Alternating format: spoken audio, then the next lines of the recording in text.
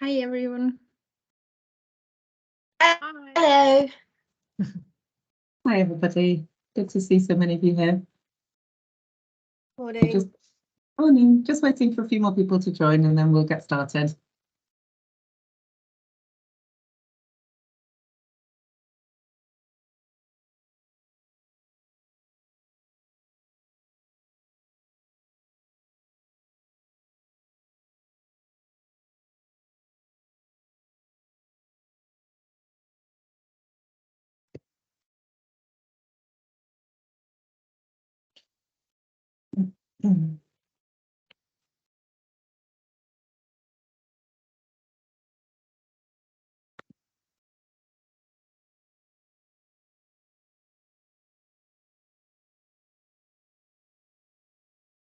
Hi, everybody. I can see a few people are still joining, so we'll just hang on a few seconds more. But we're aiming for quite a prompt start as we've got quite a bit to get through. So we'll start in a couple of seconds.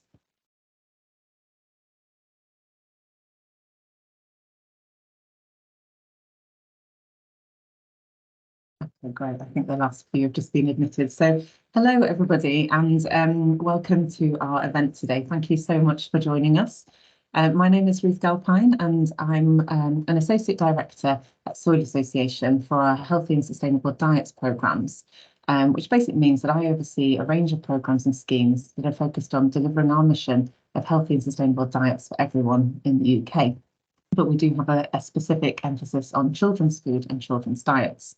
And some of you may know us through our Food for Life programmes, where we work with schools and early years settings and hospitals, and we support local authority catering teams to serve freshly prepared, healthy and sustainable and delicious food. Or perhaps through our Sustainable Food Places programme, which is our national network for local food partnerships across the UK. And today we're going to be exploring the findings of a recent piece of research undertaken by the team from Coventry University's Centre for Agroecology, Water and Resilience, that explores the role that local authorities can play in achieving healthy and sustainable diets for all. I would like to welcome and thank the two lead researchers. We have Dr. Jana Fried and Dr. Lopa Saxena, who will be chairing today's event, and their team who worked on the research. And I'd also like to thank the National Lottery Community Fund, whose funding has enabled the commissioning of this research as part of our Food for Life Get-togethers programme on community good food. And Soil Association commissioned this research as we've been working with a number of local authorities over the last 20 years, seeking to improve the food that is available, accessible and affordable for all children. And it's no small challenge. And we recognise that the diversity between places in the UK requires a diversity in approach in tackling some of these shared challenges. And so starting with this research and this event today, we want to facilitate a national conversation on children's diets and give local authorities the opportunity to hear from one another and share learnings so that more places can experience positive progress on children's diets and more children can enjoy healthy and sustainable food. The research is in its final stages and some of the discussion points from today's workshop will be incorporated into the final paper, and we'll give you more information on that as we go. So before we start, a couple of bits of housekeeping. We are recording today's session. So if you don't want to be visible on the recording, please do feel free to turn your cameras off. Please use the chat to ask questions or make comments and observations. There is time in the agenda for specific Q&A where we'll pick up any questions in the chat, but our colleagues at Food for Life will be monitoring this as we go as well. And we're not expecting any alarms to go off or any disturbances. So if something does go off, then it probably means it's a real emergency. So we'll have to react to that. But I think that's it in terms of housekeeping. So what you can see on the screen now is the agenda for the day. So shortly I will be handing over to Jana and Lopa, who will talk us through the research headline findings. We'll have time for Q&A. And then we'll go off into breakout sessions facilitated by members of the Food for Life team. We'll discuss in small groups, and then we'll bring those findings back to the wider group for sharing. And then we'll have some short reflections and a wrap up, and we'll be done by 12 o'clock. So I'm going to stop now and hand over. So it's my absolute pleasure to hand over to Jana and to Lopa, who are going to dive into the research findings with you now. Thank you.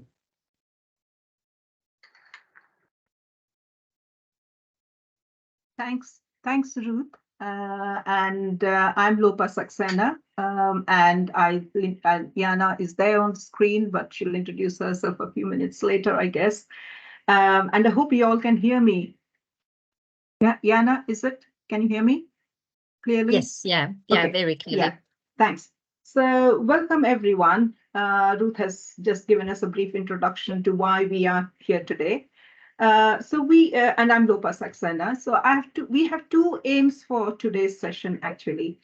Two aims. One is to share findings of the research commissioned by FFL and Soil Association, as Ruth has just explained, on achieving healthy and sustainable diets for children, with a focus on the specific role that local authorities currently play and they could play going forward in promoting children's diets in England. And the second aim is for today's event is that we collaboratively identify enablers for local authorities' action on achieving healthy and sustainable diets for children. And what we are hoping, which will be like the outcomes from today's event or the so-called takeaways from this event, will be that we arrive at a collective understanding of action areas and enablers that can drive local authorities' activities for improving healthy and sustainable diets for children using a food systems approach. And the second outcome we are expecting is an appreciation, actually, of the increasing number of barriers that we need to overcome for enabling greater action in this area. And the third outcome is through a sharing of key learnings amongst all of us that we are, amongst the local authorities that are represented here and others who may be invited to join later, perhaps the beginning of a collaborative network or a platform and advancing healthy and sustainable diets for children. So these are practically what we are hoping for at the end of today's session to achieve. And as you can see here, this is the cover, or this is the cover page of the report that we will be happy to share with you very soon. Before we go into the topic, I'm sure many of us here are already familiar with the current situation with children's diets in the UK, but just to give you a quick overview of where we are to set the context for today's discussion, raise a few points. It may or may not come to a surprise to maybe possibly many of us that actually a relatively high proportion of children in the UK population, we have relatively high proportion of children in the UK population in comparison to other developed countries.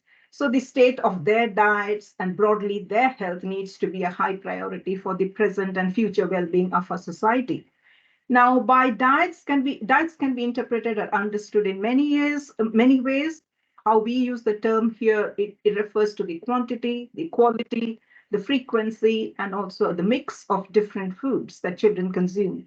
We also include the sources of the food, how and where it is produced, processed, etc., as well, in order to take into account both the impact on human health or nutrition and also on the environment, that is the environmental health or sustainability. Hence, we are referring to them as healthy and sustainable diets.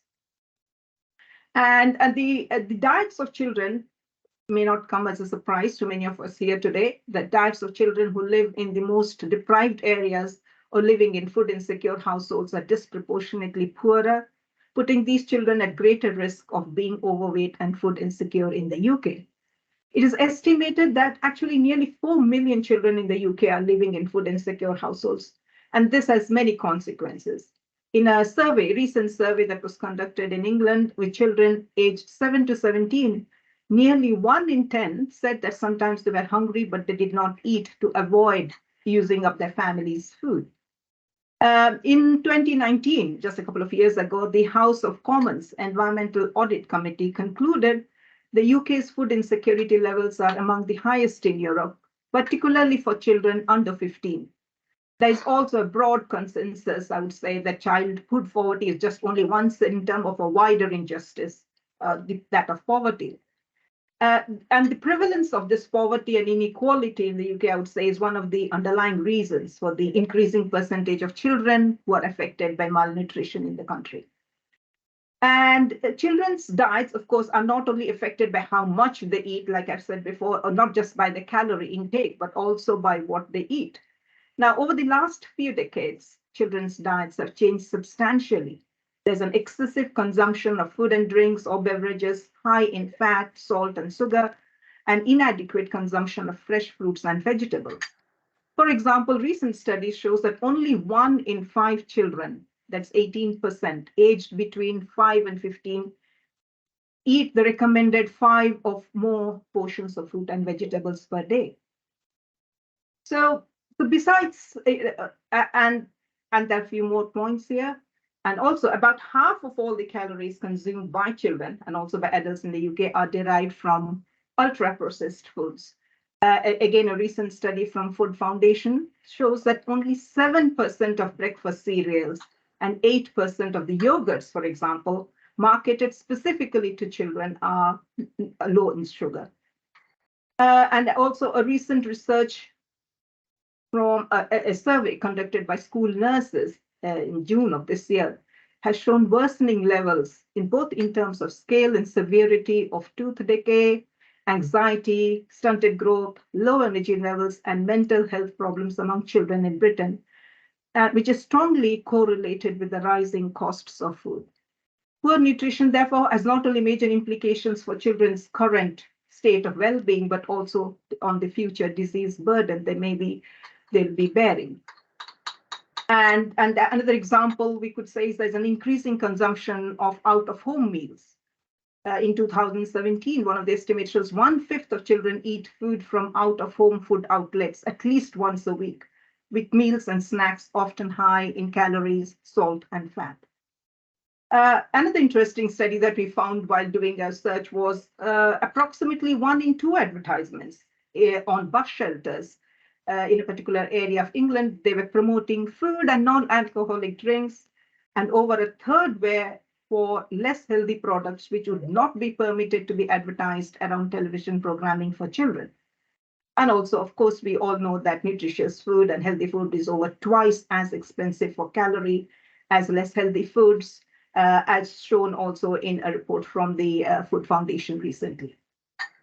So there is, I would say, I don't think any of us here need to be convinced why children's diets and improving their diets and achieving healthy and sustainable diets for children is a priority or should be a priority for our country. And that is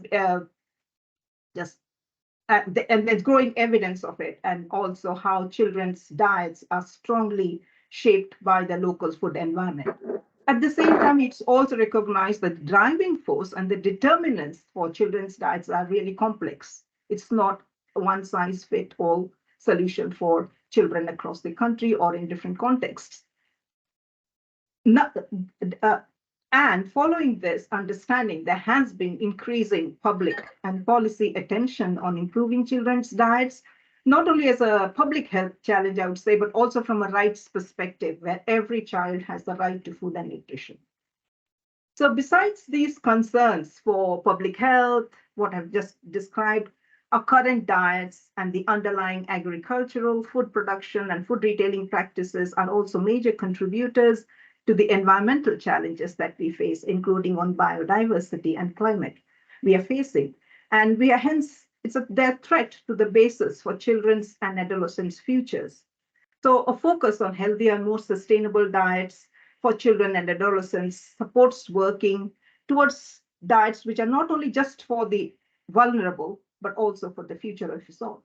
So against this wider context we had, so this is just to set the context and the rationale behind why we need to really take action in changing the way we see diets for children and adolescents. And against this wider context, we had 2 main questions for our research. One was, what actions are needed to improve children's food environment for healthier and more sustainable dietary patterns? The what question. And the second question is how.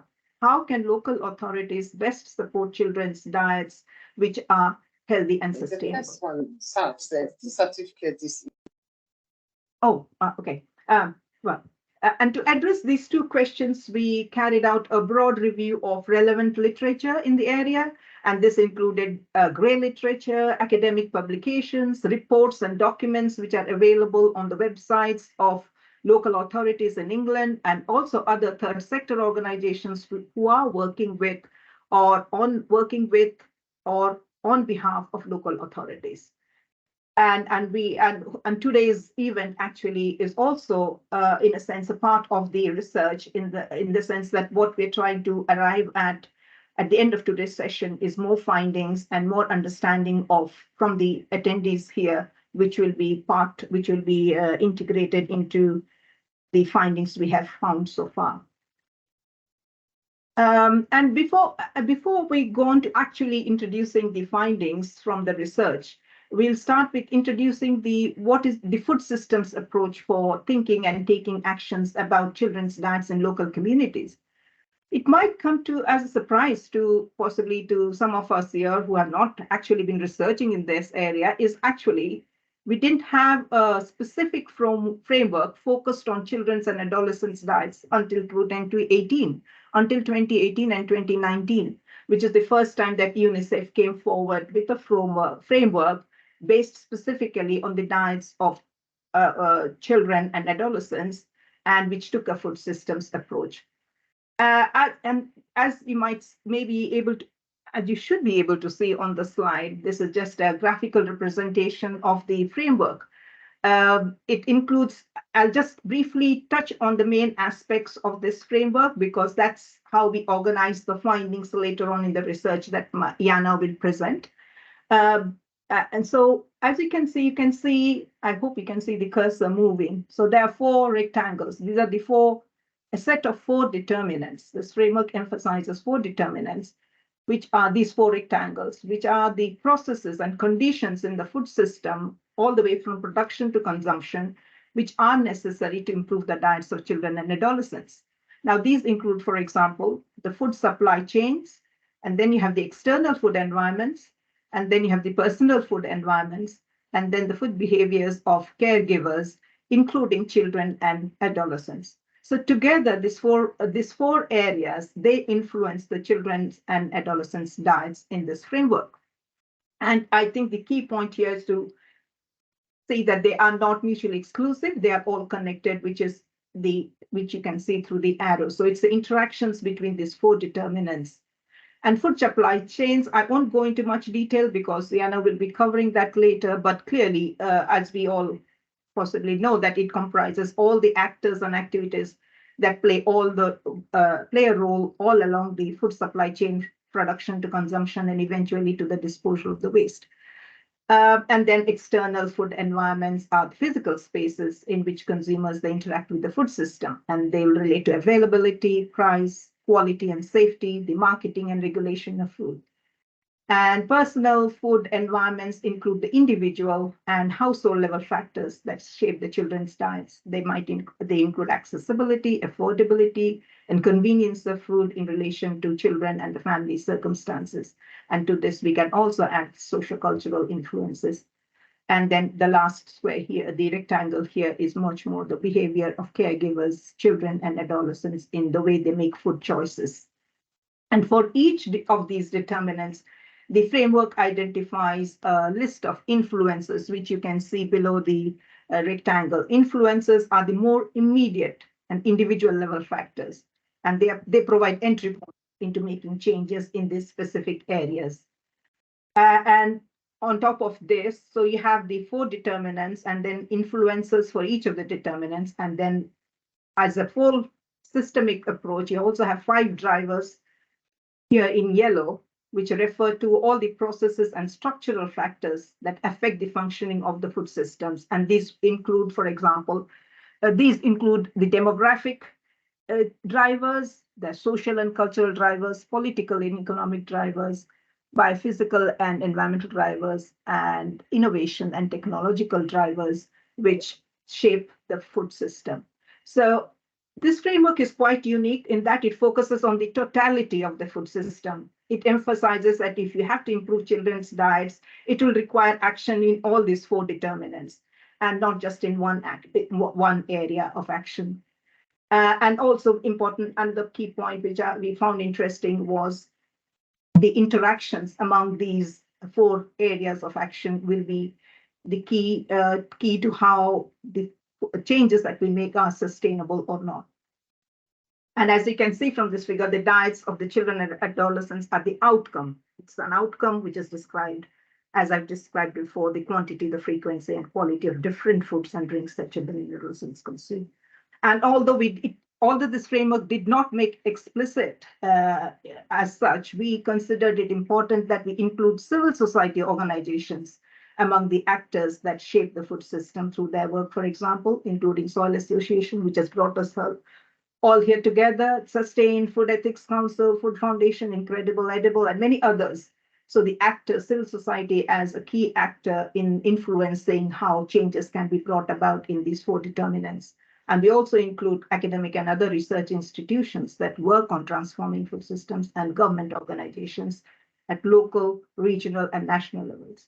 Although most often the focus is on national governments and the legal powers to regulate the food systems nationally and through international trade agreements, there has been a lot of attention on understanding and amplifying the role that local authorities are already playing in influencing the food choices available and made by children.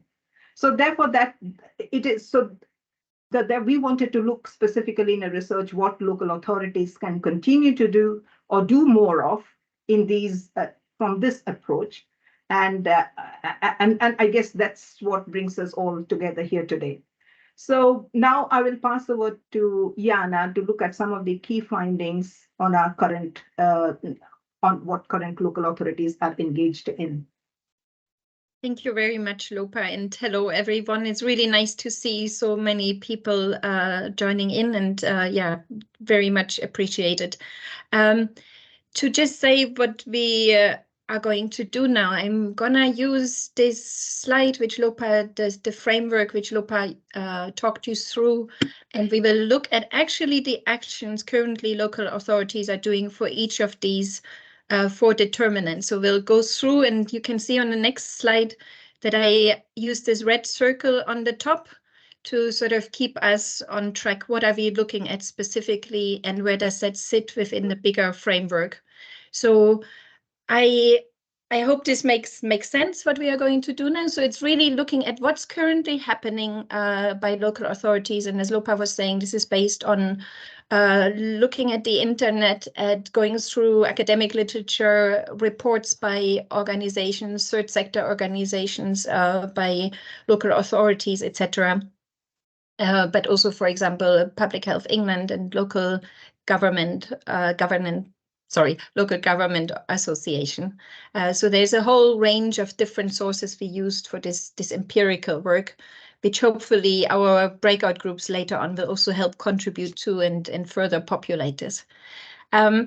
Looking here, first of all, at the dietary behaviors. So this is, as you can imagine and might recall from the framework, it's really looking at these things which are influencing behavior, for example, the socioeconomic circumstances, intra-household dynamics, practices, knowledge, but also the desirability and acceptability of food. So the question is, what can local authorities do to sort of influence, by addressing these factors, the behavior of children and adolescents around food? And what we are looking at here is, for example, training interventions that share knowledge or support skills development, or interventions that make it just easier to have healthy and sustainable food-related behavior. So how do we enable such behaviors? So the focus, hence, for local authorities often is to provide support for interventions that focus on individuals and their role as professional care providers, as staff in nurseries, communities, family hubs, for example, but also on children and adolescents and their families themselves.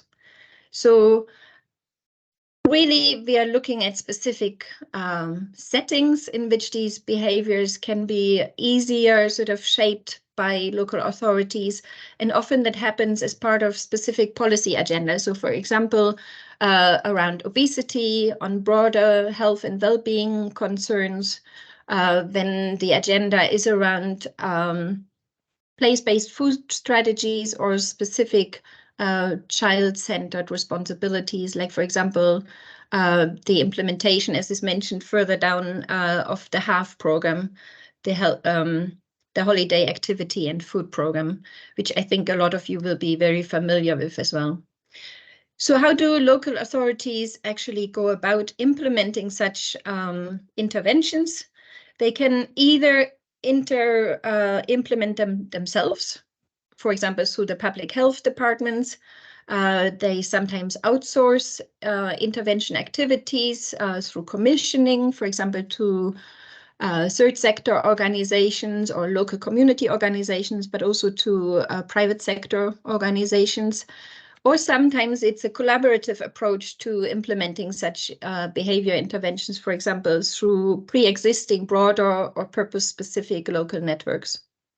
And then let's look at some of these programs and some of the places in which these have taken place. When you look at the list of the examples we have found from sort of behavior-centered activities, you might be familiar with some of those. For example, the Better Start program is funded through the National Lottery and has 5 local areas it's working in Blackpool, in Bradford, Lambeth, Nottingham, and Southend-on-Sea.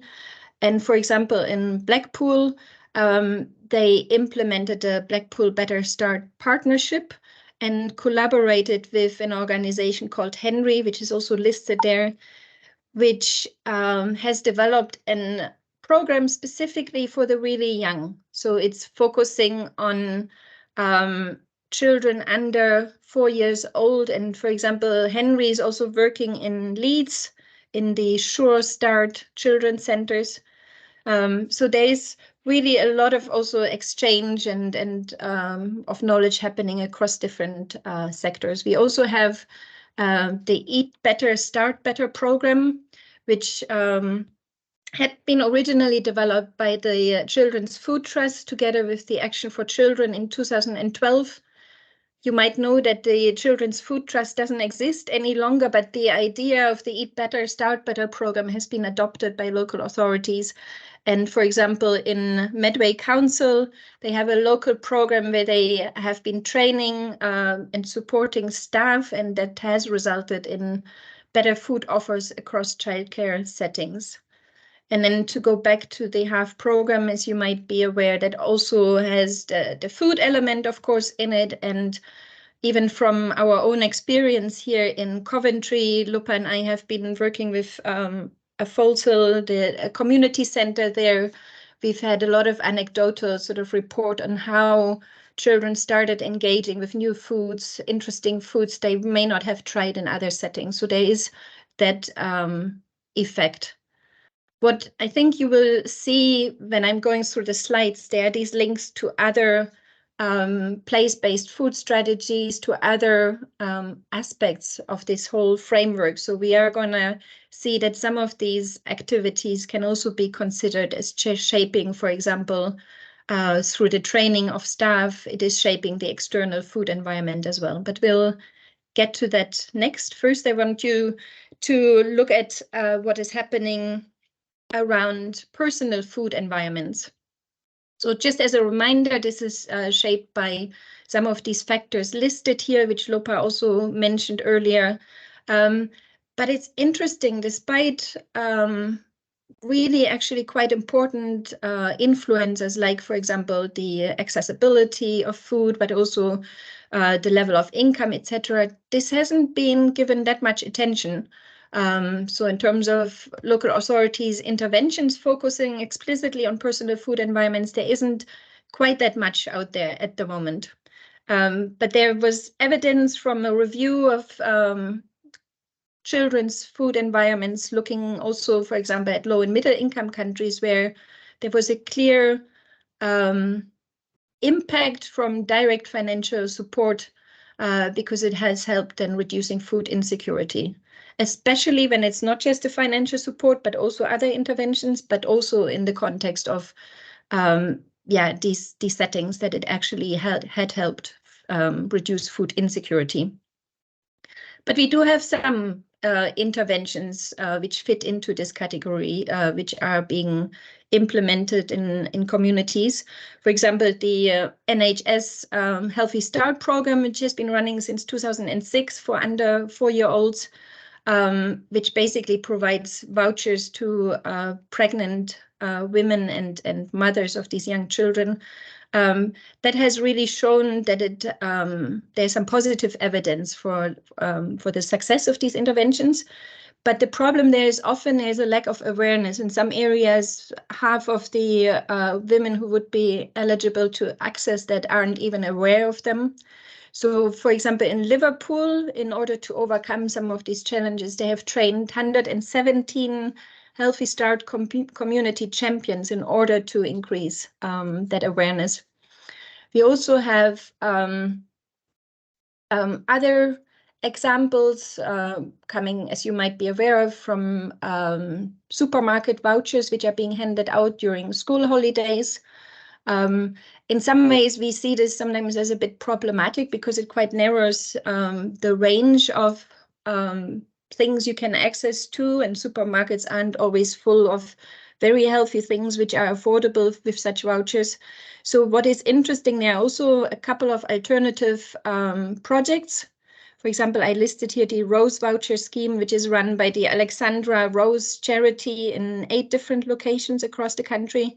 For example, in London, where it's part of the Food Flagship Initiative, and so it's linked to the local authorities, but also in Liverpool, where it's more run as a charity. And what they are doing is that they actually give vouchers which are only possible to be used in local street markets, in independent greengrocers, and in community food projects. So it's a really different sort of idea of how do we actually strengthen also the food supply chain, the food system, and how do we change it a little bit from the dominance of supermarkets. So that's what they are trying there, and they've had also good success even in a setting where food markets, etc., weren't existent.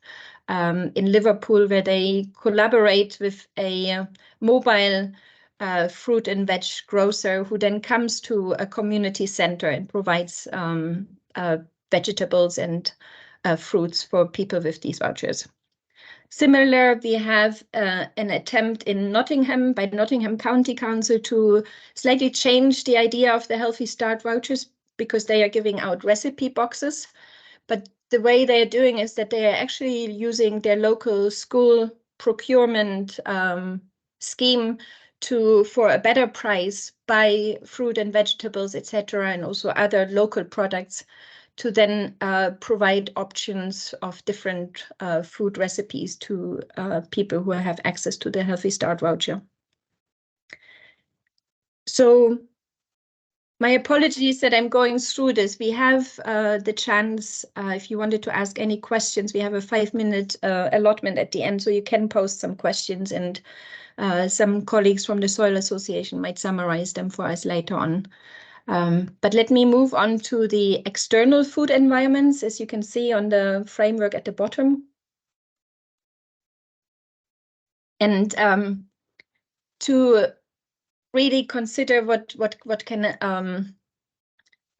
be addressed there, it's really the physical and online places as well in which children and adolescents engage with food, in which they make or can try to influence decisions about what to grow, prepare and eat, and perhaps even about what they find desirable or aspirational. So that's the external food environment in which they engage. And we had, for example, local authorities who are looking at different external food settings, and I will go through them on this in the next slide, which are the schools, other child-specific settings, and then external community food settings. So I'll have a little bit to talk about there, because I think quite a lot is happening across the UK in these different sectors. A academic called Corinna Hawkes, she and her team looked into child-centered food systems, and what they really emphasized is the need to reorient our food systems towards diets for children, which then consider availability, affordability, appeal, and aspirational value of food. And I find the last two quite intriguing, because usually we look at availability and affordability, but actually how cool certain foods are, but also how tasty they are, is really also relevant when you work in school settings, for example. In England, as you know, local authorities often maintain responsibility for many of the schools, and they then also have responsibilities for adhering to the government school food standards, which were introduced in 2006 and then have been updated occasionally.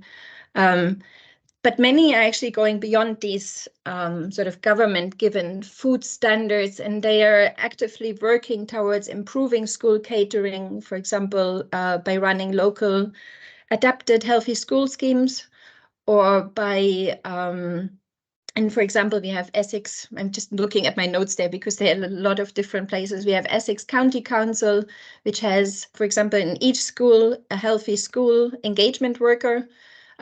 We have Bradford, which has adopted a whole school approach in many schools, and that has resulted in a higher than average uptake of school meals. And there are many other examples from Glasgow, Newcastle, Sheffield, Derbyshire, Cambridgeshire, and Peterborough councils, for example, who have adopted this whole school approach, really trying to change the school culture. And again, this also links to wider food plans and local food plans. So it's often part of a bigger picture initiative. So to move away from school-centered interventions, we also have interventions which are taking place in other child-specific settings, for example, the nurseries with childminders, family hubs, and then also indoor and soft play centers. And often the actions which can happen there or are happening there are still quite limited, but they are focusing on improving food standards and improving knowledge and practices for both staff and families. We have some examples, and you can see the list there. Just to go through, for example, which isn't mentioned here, Newcastle has brought into life the Change for Life accreditation system, which helps frontline staff, for example, to get accreditation for nutrition and practical food skills. We have in Leicester a 5-week course for small groups of parents and young children, which is the Big Cook, Little Cook scheme, which is very successful. And then we have the Children's Healthy Weight Strategy, Food Roots program, but also, of course, the Food for Life Early Years Accreditation Scheme, which, for example, has been implemented in Nottinghamshire Council, where they're using the whole settings approach.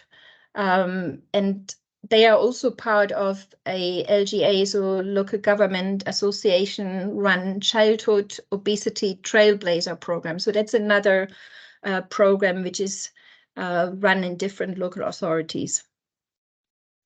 Moving on to the external community food settings. And that's also, I think, a really important opportunity for local authorities to deal with these external food settings like supermarkets, takeaways, leisure and sport facilities, but also sort of the space, public space where advertisement and food promotion is happening.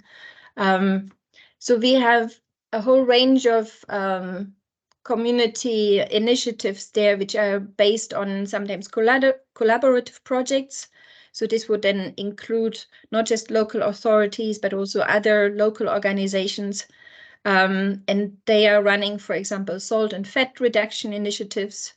They are running what is called a box chicken project, which is run in 4 London boroughs, with the idea being that to sort of make other fast food less attractive, they've implemented something which is like a fast food van, you can see here, near schools on purpose, where they are actually providing healthy and affordable chicken stews and other recipes. So hopefully that appeals to young people and adolescents, the children as well. So this is one of the initiatives where you even have the picture down here. Very important, apart from, for example, sugar smart commitments which are happening, or the declaration on sugar reduction and healthier food, which has been signed by some local government organizations, for example, in London and in Oxford. There's also in Oxford a plan to enable free access to tap water across the town, which can also help with reduction of other sugar-rich drinks. What is really prominent is, as you can see here, this attempts to restrict through local planning the fast food outlets near schools. Often there's a 400-meter sort of zone around this where there are limitations around how which sort of food retail is permitted. For example, in Bradford, this has happened around schools, youth-based facilities and parks. The same in Lancashire County Council, Manchester City Council, Sandwell and Birmingham City Council all have discussions around these restrictions. Similarly, around advertisement, which Lopa also mentioned earlier, that is also one of these external food environmental factors, where probably most known is the Mayor of London initiative, but also other places, for example, in Bristol City, have been working on changing sort of the presence of unhealthy food advertisements in the public space. And then last but not least, also the creation of positive, good food system spaces, which is sort of maybe a bit of a naive description of things like food growing spaces or alternative forms of food retail. And that actually links me quite nicely to the focus on the food supply chain, because obviously these are places in which food, alternative ways of providing food and producing food can actually emerge. So I believe while the other things I've just talked about in regards to the personal behavior, the external food environments, the personal food environments, these are all very important, but there is an emerging sort of agreement that and evidence actually developing that more structural changes around where our food is coming from are really also very important. And of course, a lot of this it's a global food supply system. We know that there is a lot of things which are beyond the control of a local authority, but there are also aspects which a local authority can actually sort of contribute to. And probably the public food procurement strategy is really one of the important ones, because this is how you can actually shape your local food economy as well. So this is relevant, as you can see here, for different organizations, and often there is local food procurement groups which have adopted certain policies. For example, in Brighton and Hove Council, in Bath and North East Somerset, they adopted an innovative school procurement scheme. Aberdeen City Council, Aberdeenshire, Carmarthenshire, Greater London, etc. They all have healthy and sustainable food procurement schemes or are following Food for Life's catering mark standards. So there are different ways in really changing the procurement, which then also changes what is available in external food environments, for example, in schools, in nurseries, etc. Then moving on to the second area where we believe local authorities are already active and can be more active, which is around planning for local, perhaps community food growing. So really thinking about your planning instruments. What can you do to ensure that there is space for food growing, which can really shape healthier and more sustainable food supply chains? We have examples, again, in a whole range of different boroughs and local authorities across the country who have different approaches to that, to actually enable food growing more locally. And then last on this slide, as maybe one important area where you can also see local authorities' influence is around enabling sustainable local food businesses and markets. And as it says there, there could be an adoption of a good food retail plan or the creation of local farmers markets and other food events, which has, for example, also happened in Leicester, where they have regular events like that. You can have specific sort of purposeful reduction in business rates for market stalls for those who are offering healthy and sustainable food products. But also, of course, as mentioned before, you can have specific public procurement decisions around buying from local producers who are focusing on healthy and sustainable food production.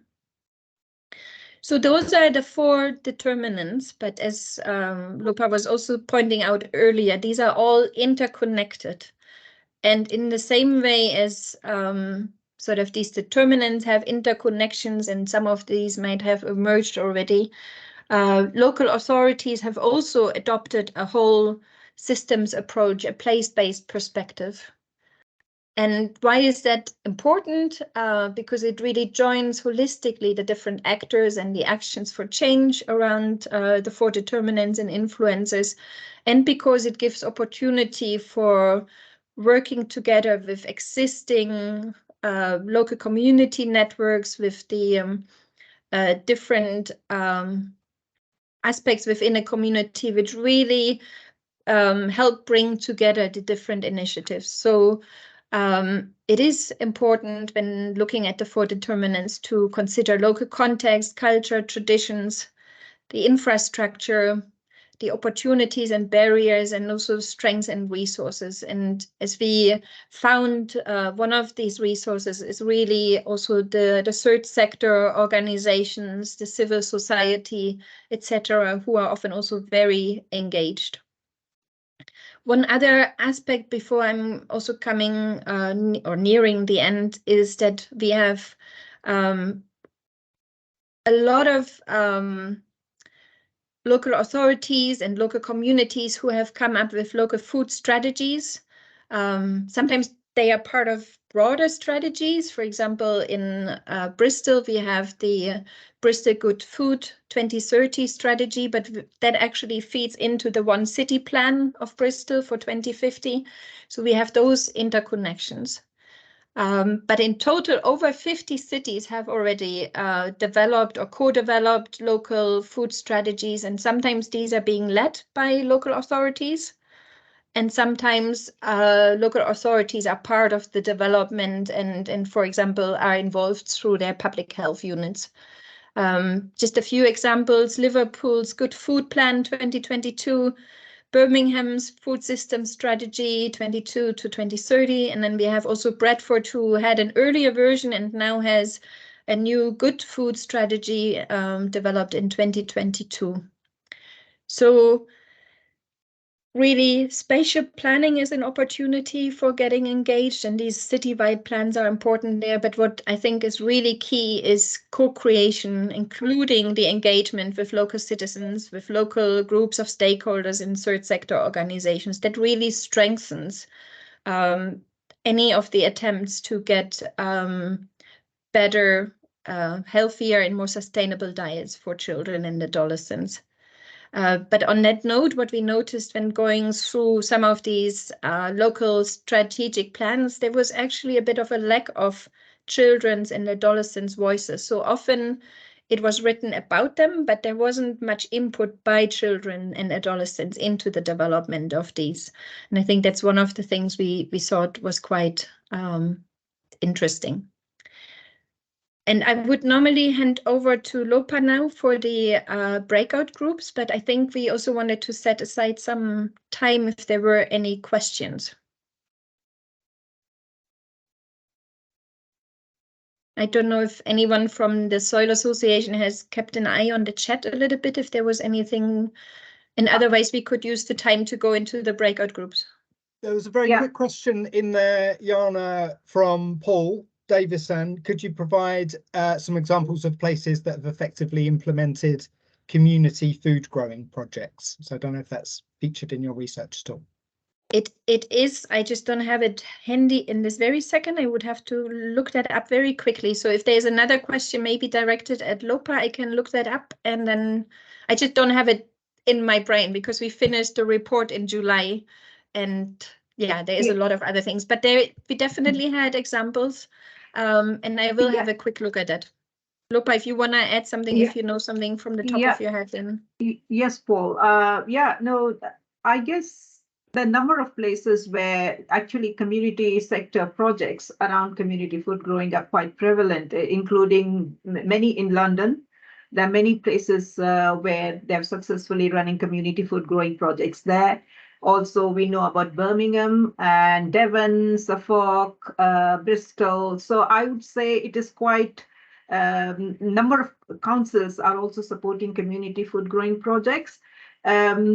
And as I said, we can come back to some more specific details if you want to towards the end of the project, or happy to share them with you by email outside of this event as well, because I'm aware of the little amount of time that we have. And also, I think more than what we found in our research, we also wanted to take the opportunity of learning from everyone who is there today, their experiences and what is happening in their own local authorities area. So we want to use this space and time actually also to understand collaboratively with all the other people, with people who are present here.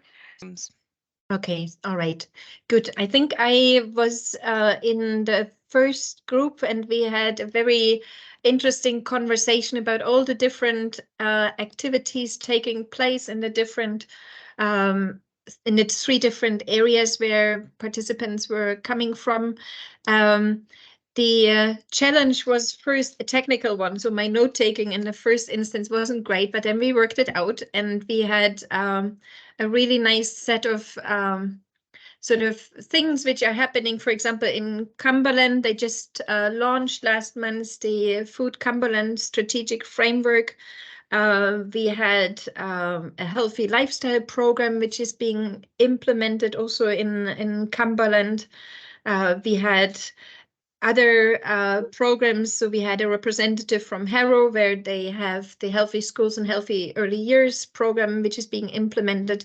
And then also Plan to Plate, a food education program. So there was a whole range of things. I can't talk about all the other things because we have a limited amount of time. So let me move on to some of these enablers we are discussing, and really high on the list, very, very important for all the 3 people who were there was the collaborative working, really trying to build networks, trying to reach out, go beyond your normal areas of engagement. We had examples where also the private sector, surprisingly, was very much involved in some of the activities.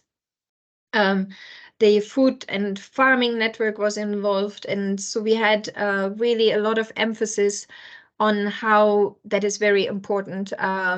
We talked about what is really driving the activities. A lot of the discussion was around that. It's really around dealing with food insecurity and obesity, that there's really a massive concern about those aspects, which is very much motivating the discussions and the actions, but that there's an attempt at integrating of course, healthy diets into the discussions, but also the sustainability. But usually the focus is primarily on the food insecurity. We also discussed about schools being an entry point, and that it is really important to frame everything in a positive way. So to turn that around, a challenge is that we often use very negative messaging. We need to move away from that. We also talked about very narrow eligibility criteria for accessing certain services, like the Healthy Start vouchers, for example. And then also sometimes it's not even clear who are the people who are meant to be reached, because there isn't a database which really reveals that easily. And then we a bit regretted that there isn't something like teleporting available for us because everybody expressed an interest in seeing each other's projects and what they are doing, and given distances and resources, etc., it's always tricky to get to know, but there was a clear expression of an interest in learning more. And so I move on to, I think it's Lopa for the next one, to share what was discussed there. Thanks also my participants. It was very interesting. Thank you. Thanks, Iana. Yeah, I briefly lost the meeting. I'm not sure what happened, but anyway, I'm back here now and I can see Gavin there. So hopefully the other participants are back here too. So yeah, in our group, we had Gavin and Holly from Leicester County Council and Ben Arnold from Sheffield Council. So yeah, again, a very good discussion. And I missed the earlier part of your discussion, Iana, while trying to reconnect. But in our answer to the first question in terms of activities, that looks like both the councils have a range of interventions around, which support healthy and sustainable diets for children, which is, and again, very much focused, quite a number of activities focused on schools, on healthy school, the number of programs that we shared. There's healthy schools, healthy weight programs, healthy toddlers program. And if I'm correct, both of them are also members of Food for Life for a long time. Especially Gavin mentioned about being there for the last 10 years. So a number of programs which have been going there for a long time. And in terms of policies, specific policies on catering and advertising, restrictions on takeaways and food, hot food takeaways. And then also many of these programs, apart from the policies on hot food takeaways and also on special planning, and especially enforcing the 800 meters restrictions around hot takeaway food is happening there with no new licenses being given in Sheffield. And many of the programs that Ben shared are also, there's a focus on families as well. So which means just not looking at children and adolescents outside of the family setup, but actually very much centered about family focus. So that was an interesting insight and for the number of diverse programs. And in terms of enablers, what came out quite strongly was the local political leadership and political will, long-term commitments, which help in embedding policies for a longer time to see the results and to make changes, and so that they evolve quite organically as well in response to the needs, changing needs and changing concerns. There was also mention about having 2 universities in the areas in Sheffield, which has helped with understanding the different implications and research around or possible actions around sustainable diets. Passion and activism by local community is one of the key enablers, because there isn't much that the council can do just by itself. So it requires the partnerships, efficient partnerships. A relation between council and other institutions was another enabler. So the better the links, the more the possibilities of such policies being developed and enacted or implemented. And another key enabler was the links with the wider networks, which both the attendees found was a key mechanism by which these movements or these changes can happen at the local level. They help with the lobbying, with amplifying the voices at the national level, making the voices of the local people, local communities being heard at a place where things can be actually changed. So these were some of the key enablers and encourage or drivers for healthy and sustainable diets in the local areas that the 2 attendees shared with us. And then the third one was, I'm looking at my notes here now, is about what are the challenges or barriers. Clearly, one was underfunding of school food, especially, and Gavin shared about specifically in 3 particular ways. One in terms of the overall council's budget for allocating it between different priorities, and also schools themselves, their own budget over how much they spend on all those things, and also the overall increasing costs of running these type of services. So I thought that was quite in underfunding, how you can understand the particular specific barriers. And also, interestingly, there was one of the barriers was also a wider understanding, a lack of wider understanding of food systems, the connections between, if I draw on the framework, is how these different things are linked to each other. So, and it's not necessarily shared by everyone in the local authorities and not shared by the public either in many cases. So it's one of the barriers, I think, which Ben brought quite closely, explained quite well, was how do you bring public and the local authorities together in having this shared understanding about what they need.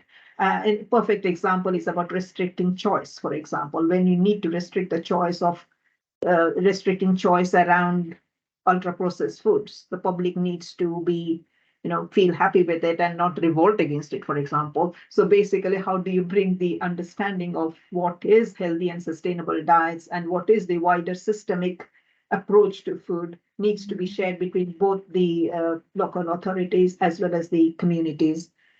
And overall, the cost of living crisis, which is going to be a big barrier to implementing many of the things in these areas.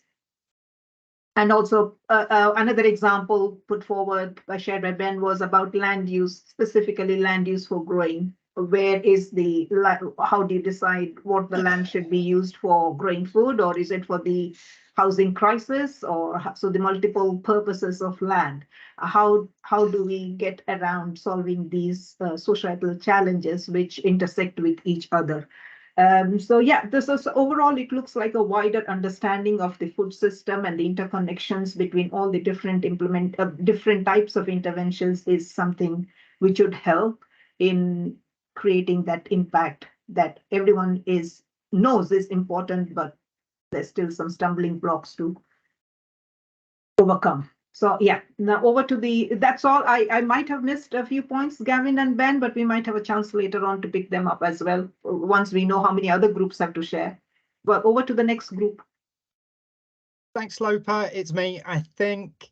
Let me have a look at my Jamboard. Yeah, there was quite a few activities going on in each of the areas, which was really kind of positive to see. I won't kind of talk about each of them, but wrong board, that's why. But yeah, so like lots of stuff going on. I'll pick out the Food Cumberland Partnership. Interesting to see the work that they're doing there about auto enrolment for those with eligibility for free school meals. So 1 in 10 of those eligible are not taking up the offer. So trying to remove barriers through things like auto enrolment sounds interesting to me. Interesting that community support team from the catering company are kind of engaging with schools, setting up gardening clubs and cooking groups. Only a small group, only a team of 2, but they're sort of training up, and cooks in schools are getting trained up and sort of helping out. So creating more of a kind of a whole school approach, which was really interesting work. Food for Life came up, school in Derbyshire that are just that one criteria away from gold. So yeah, so that, I mean, having frameworks in place have been helpful. Just going to move on to some of the enablers. So yeah, again, sort of Food for Life, having that a framework just to measure against when you're planning menus. Similarly, school food standards, although it's a little bit out of date, but important just to have those frameworks there, a little bit of guidance to refer to. Campaigns came up quite a lot, which I thought was interesting. So things like, sort of all the pro-veg and eat them to defeat them. There was a sense that maybe being part of a movement, being part of something bigger, helped to kind of coalesce around the issues. So I think that was quite interesting. Talked about the Right to Food motion that happened in Cumberland, which is about, making sure that food fits into all of the kind of local plans and into the economic plans and, just the wider kind of the wider planning. So that really important that that there is a kind of system-wide view, which is sort of taking root in places, which is really interesting. That there is healthy weight strategy, and sort of interesting that sort of this was came out of the work that happened in Telford.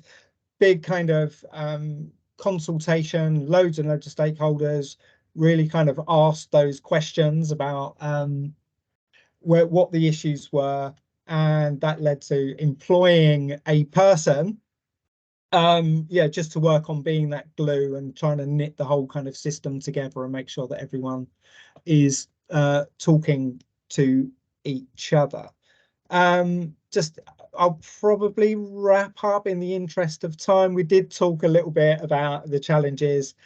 There's interestingly, it came up about parents being angry about introducing like meat-free days of the week in there. And yeah, I thought going back to the framework, that sometimes that bit about it's more difficult to intervene on food choices that occur in the home, and what do we do about that? Because, you know, if you've got that kind of pressure that's working against potentially healthy and sustainable diets, yeah, there's more work to do there, but obviously a more difficult piece of work to do around sort of behavior change and so on. And I'm sure you'd all be massively surprised to learn that capacity and budgets came up as significant barriers to progress in this area. So, shock. I will leave it there. I think I'll go on to It's me next, report. Adam. It's me Go next, for it. Adam. Thank you. I'll keep it brief, but we had representatives from Derbyshire, Hounslow, Derby and Telford and Wrekin in my group. It's a really interesting, productive discussion. Some of the things that are happening, there's a Henry programme going on, but it's slightly different because it's been run for ages 5 to 12, which is a little bit different. And lots of sort of eat well and cooking on a budget support for families. Moving on to the enablers, one thing that was interesting was a greater awareness coming through from parents and families around sustainability and ultra processed foods. So a lot more chat going on, which is opening up conversations about food. More strategic in Derby, more strategic. So groups being brought together, invested groups together for a real focus and emphasis on food, which was interesting because in the challenges in one of the other areas, it was felt that people were very much working in silos and it was really difficult to know what was going on from one part to another. So it wasn't very cohesive. With the enablers, there's been some work done on really, and I think Jana mentioned this as well in her group, really relating priorities to schools and getting them to understand why it's important for them is important. So yeah, looking at how the work relates to their priorities, and just a drip factor of lots of things going on and the message sinking in came across quite strongly in our group. The challenges were around engagement from parents, a lot of interest there, but really hard to get parents engaged when it actually comes to running the groups. Pressure on schools with after COVID, with all of the flurry of Ofsted inspections, it's making it really difficult for schools and getting that interest there. And we've talked about siloed roles, and obviously funding and resources came up as well. So that was our group. Thank you. I'll pass on to the next one. Yes, me next. Thanks, Karen. I'm going to whiz through at breakneck speed, so I'll just whiz through a few of them. We had representation from Bradford, West Northants, Shropshire and Redcar and Cleveland, so it was great to get that spectrum. In our interventions that are taking place, just a few. So in West Northants, they've got a new Sustainable Food Places partnership that they're just setting up, with public health very involved as a major stakeholder, particularly focusing on families and children's diets. In Redcar and Cleveland, they have the Eat Well programme, which includes standards training. It takes a whole school approach. It includes the wider school staff as well as the catering staff. And it's levelled as bronze, silver, gold, so that there's that progress with very high standards at gold, which so really aiming high there. And then another example in Bradford was the development of a food strategy, and that's got it's including a focus on plant-based eating and plant-based diets in schools, and looking for alignment with the school food standards on that front. A lot more going on in those areas though, obviously. And then in terms of what is enabling these interventions, partnerships was a massive theme that came through really strongly. So we had, again, the Sustainable Food Places partnership as a way of bringing people together as a to work collaboratively, and get that lateral thinking and spotting what's going wrong in one place and can be fixed in a way that you hadn't necessarily thought about in your silos. Similarly, there's your partner events being arranged by public health, and a real emphasis on local partners, and that it's the local partners that makes the difference, because they understand the local food system and care about the local food system. They care about the health of local people. So those were some of the things enabling. And then with our challenges, I really like that with our challenges, we also managed to focus on some solutions to those challenges as well. So we had a bit of time for that.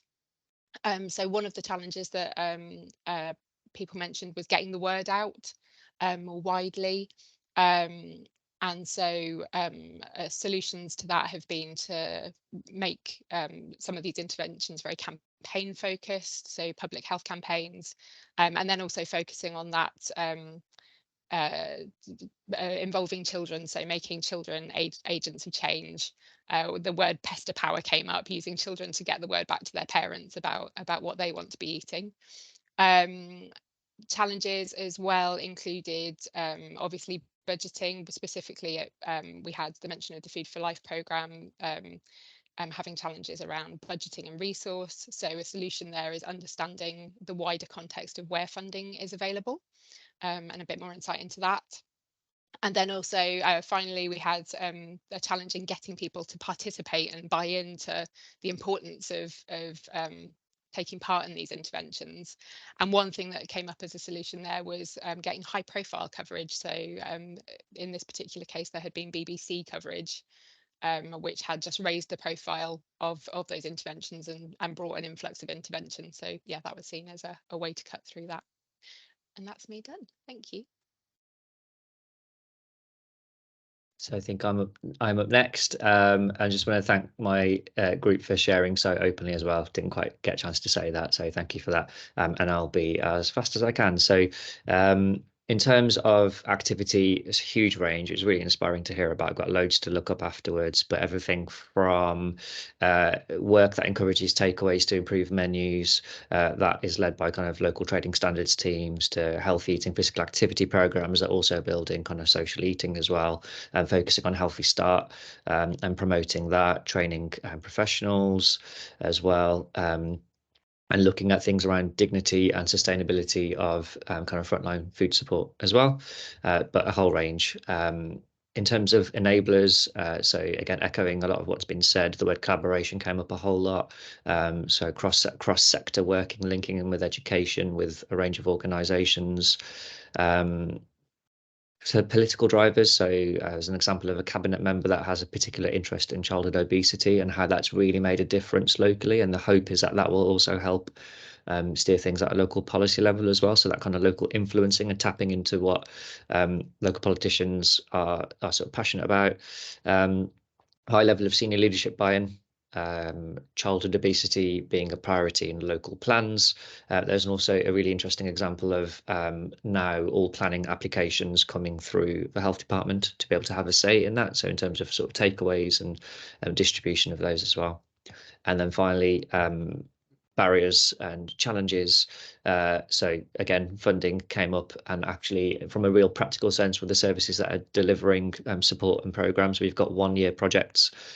You bring in staff, by the time they're kind of trained up and delivering, you've got, you know, far less than a year left.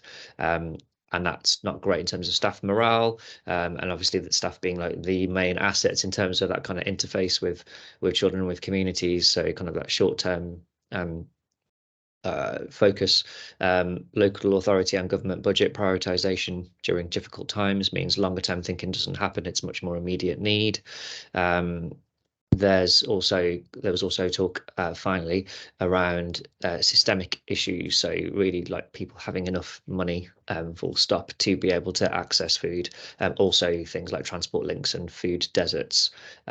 And very finally, just because I think it's really important to just remember some of the practical issues that often like don't always get talked about. We talked also about just physical spaces and estates to be able to house equipment, resources, and actually how there's a massive reduction in those available. So it makes it harder to be agile and responsive to new programs and funding and schools coming on board.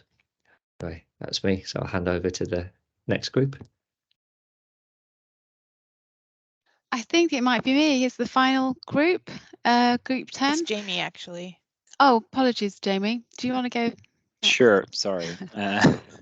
I will try and rattle through this very quickly. We had 3 people in our group: Alice from Caterlink, Mariana from a public health analyst from City and Hackney, and Kate from Shire Services in Shropshire. There was naturally a bit of a lean towards sustainable catering in the conversation, and when we spoke about activities that are happening, then that did lean towards things that we are doing in schools, so locally sourced foods where possible, but talking about budgets and times being a big barrier. We spoke about engaging with other with national projects like Peas Please, Food Foundation, Veg Power, Food for Life Served Here. We also heard about the success of Rose vouchers in City and Hackney, and that has been a very successful, impactful scheme there. Moving quickly on to enablers, a big part of what we spoke about in enablers was influence, was the people who have influence over children. So things like parents, teachers, anyone who is acting as a role model to children, and that we should be targeting where possible those groups and encouraging them to be able to model best behaviour around healthy eating. We spoke also about Mariana spoke about a video of a routine of a mum, showing the challenge of the routine of a parent, and showing that, you know, it can be really hard to select the healthy options when there's the convenient option just able to be grabbed in the supermarket. We spoke about choice, that sometimes in schools we offer children a choice. We're offering them a bit of fruit or a bit of chocolate cake, and they're always going to pick the chocolate cake. So thinking about how do we frame those choices in a better way. And then in the barriers and challenges, it's classic things like time, resource, budgets. We spoke a bit about food labeling, and that often that's making foods which appear to be foods which we know are unhealthy or ultra processed to be healthy, and that's perhaps something that needs to be tackled also. And I will leave it there because I know we are very short on time. And pass to you, Liz. Thanks, Jamie. Yeah, sorry for trying to jump the queue there. Well, for Group 10, obviously, I mean, lots of it has been said. We had a great discussion in our group with Bruce from Southwark Council, Claire from Suffolk Council, and Megan from Caterlink. So yeah, I guess quite naturally focused on school food and yeah, it's kind of settings-based work. Lots of it. Yeah, great to hear examples going on in Southwark and Suffolk, and lots of kind of inventive ways and different programs going on. Fizz Free February campaign was one of those. The Henry programme, lots of kind of holiday programmes as well.